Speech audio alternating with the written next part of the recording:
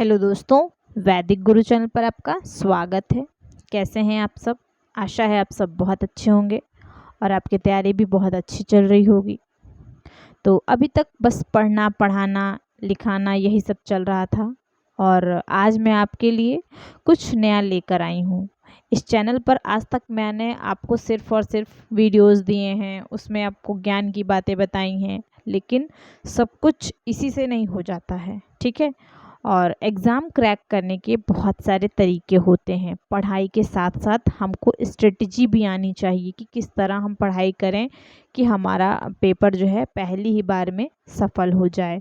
तो यहाँ पर मैं आपको कुछ टिप्स बताने वाली हूँ, सीटेट क्रैक करने के टिप्स। तो अच्छे से इस वीडियो को पूरा देखिएगा और स्किप मत करिएगा। अगर आपको अपना भला करना है, कुछ भला चाहते हैं आप अपना, तो इस वीडियो को पूरा देखिए और चैनल को प्लीज़ लाइक, सब्सक्राइब और शेयर ज़रूर करिएगा। मैंने अपना सीटेट 2021 में पास किया था और उसके काफ़ी दिनों बाद मैंने जो है अपनी जर्नी स्टार्ट की थी। मैंने आपको वीडियोस के थ्रू बहुत सारे कंटेंट देने का प्रयास किया और बहुत सारे कंटेंट मैंने दिया भी है और बहुत ही ऑथेंटिक चीज़ें भी दी हैं मैंने आपको, ठीक है।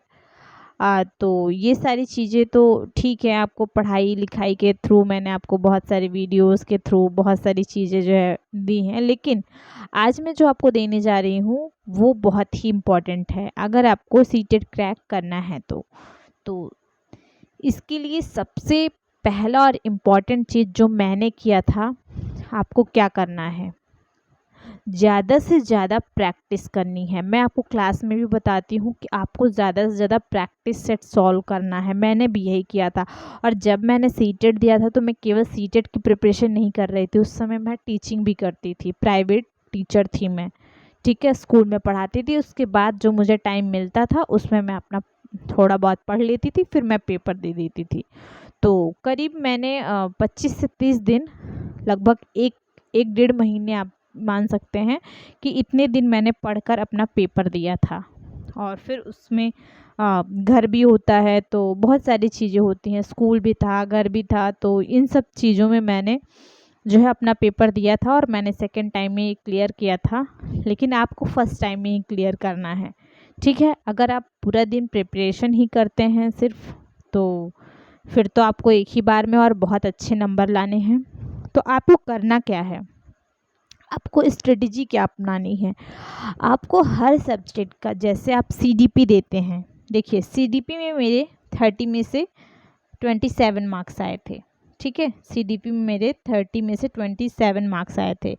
क्योंकि मैथ मेरी बहुत अच्छी नहीं है इसलिए मैंने मैथ में 11 ही स्कोर कर पाई थी मैं। तो सीडीपी आपको क्या करनी है, मैंने कोई बहुत ज़्यादा थ्योरी नहीं पढ़ी थी, मैं आपको सच बताती हूँ। मैंने बहुत ज़्यादा थ्योरी नहीं पढ़ी थी और ना मैं किसी पर्सनल टीचर से पढ़ रही थी कि हाँ बस, मैंने कोई कोर्स नहीं लिया था, ये भी आपको बता दूँ, सच्चाई है ये, मैंने कोई कोर्स नहीं लिया था, ठीक है। मैं बस यूट्यूब पे और बुक्स से जो है केवल और केवल प्रैक्टिस सेट सॉल्व करती थी। इस एग्ज़ाम के लिए यही बहुत इम्पॉर्टेंट है। मैंने टीटी भी क्वालिफाई किया है, सीटेट के साथ ही टीटी सेकंड पेपर मैंने क्वालिफाई किया है जिसमें 106 नंबर मेरे आए थे, ठीक है।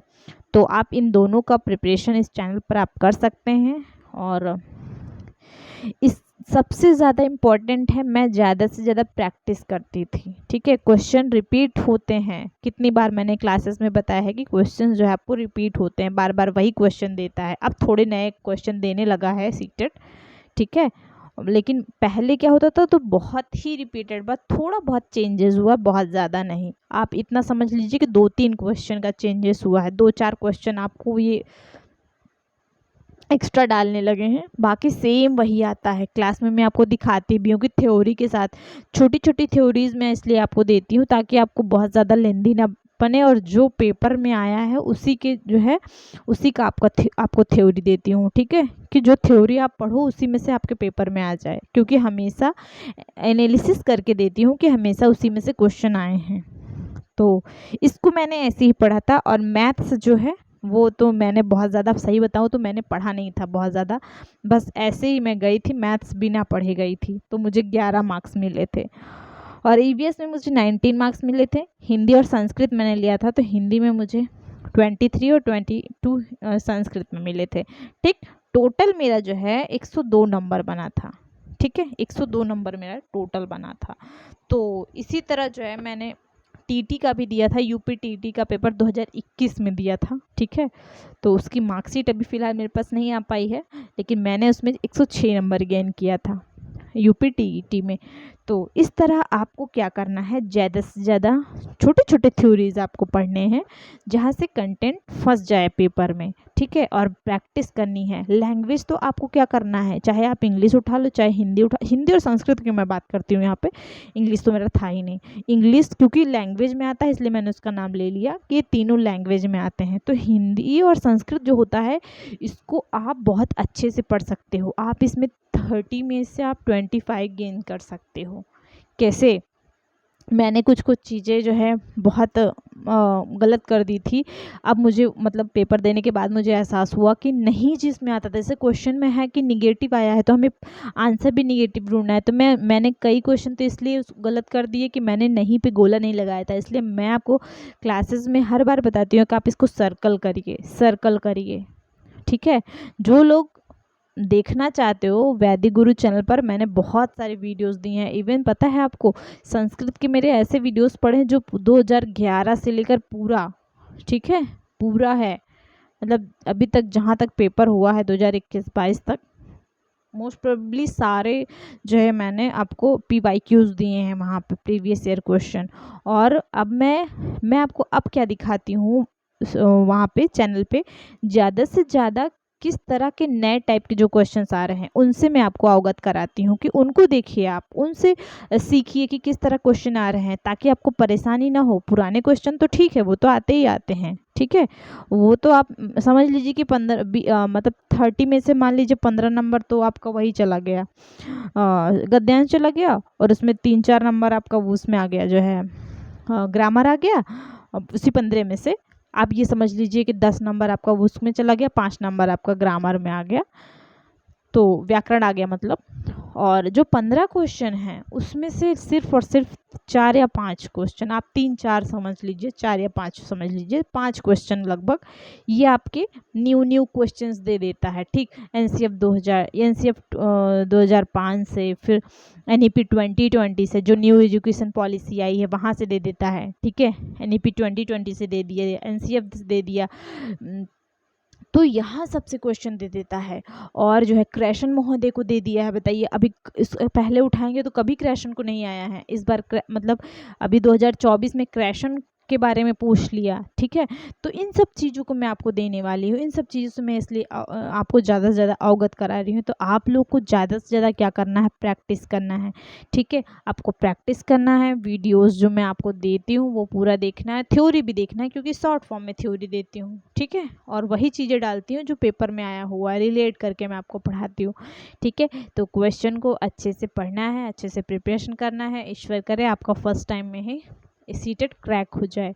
ठीक है, और तो मैंने जो है बहुत दिन से मैं सोच रही थी कि मैं आपको कुछ स्ट्रेटेजी बताऊंगी, और मैंने अब आज आपको ये सारी चीज़ें बता दी। तो आप मेरा टेलीग्राम चैनल है जो है वैदिक गुरु नाम से, ठीक है, वैदिक गुरु नाम से टेलीग्राम चैनल है, उसको ज़रूर ज्वाइन करिए। ठीक है, वहाँ पे मैं जो है आपको जो है दे देती हूँ वीडियोस, तो नोटिफिकेशन तुरंत आ जाएगा आपके पास जो वीडियोस डाली। और जल्दी से जल्दी मेरा सब्सक्राइब जो है वो 1000 कर दीजिए ताकि मैं ऑनलाइन आपको पढ़ा सकूँ। तो आज के लिए इतना ही, अब हम क्लास में मिलेंगे। तो ये चीज़ें मुझे आपको बतानी थी अच्छे से, ताकि आप कोई गलती ना कर सकें, आप अच्छे से प्रिपरेशन कर सकें और अच्छे से आप जो है तैयारी करें और आपका फर्स्ट टाइम में ही सीटेट क्रैक हो जाए। बहुत सारे देखिए अभी BPSC का कितने सारे वैकेंसीज आए, वहाँ पे सीटेट लगा होगा। ठीक है, और KVS का भी आएगा ही आपका, उसमें भी सीटेट लगेगा। और जो है अभी नहीं वैकेंसी दे रहा है यूपी, लेकिन भविष्य में तो देगा, अभी कुछ दिन के बाद तो देगा। अभी UP TET आने वाला है, उसके लिए भी आप प्रिपरेशन करो। ठीक है, उसके लिए भी आप प्रिपेयर करो अच्छे से। यहाँ भी इस चैनल पर भी आप प्रिपरेशन कर सकते हो। मैं आपको बहुत ज़ोर ज़बरदस्ती नहीं कर रही हूँ, आपकी इच्छा। ठीक है, बट आपकी तैयारी सटीक होनी चाहिए। आप ऐसा पढ़ो कि एग्ज़ाम में आए, अच्छे से फोकस करके पढ़ो, ठीक है। तो अभी के लिए इतना ही, बाकी का हम क्लास में देखेंगे। Bye bye.